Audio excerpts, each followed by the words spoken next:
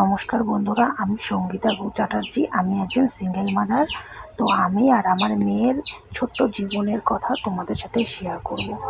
তো আমি হলো ডিভোর্সি, আমি হচ্ছে সিঙ্গেল মাদার। এই জিনিসটা আমাকে অনেকে শুনতে হয়, অনেকে সহ্য করতে হয়। তাতে আমার কি অপরাধ বলো? আমার হলো কি ডিভোর্স হয়েছে, আমি সিঙ্গেল মাদার। ওর বাবা যদি ওর হাত ছেড়ে দিতে পেরেছে, তো আমি কি আমার মেয়ের হাতটা ছেড়ে দিতে পারবো বলো? কোনো মা তো পারে না না কারো সন্তানের হাত ছেড়ে দিতে। বাবা পারে, কিন্তু মা কোনোদিনও পারে না। আজকে ও আমাদেরকে ফেলে রেখে চলে গেছে, আমাদের ডিভোর্স হয়ে গেছে।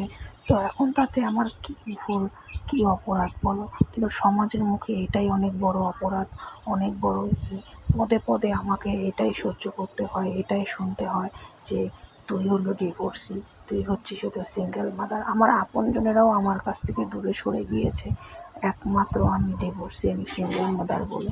তো এই ছোট্ট জীবনের কথাটাই তোমাদের সাথে শেয়ার করব। আমাদের মা মেয়ের ছোট্ট সংসার, আর আমার বোন থাকে আমার সাথে, কারণ আমার তো মা নেই।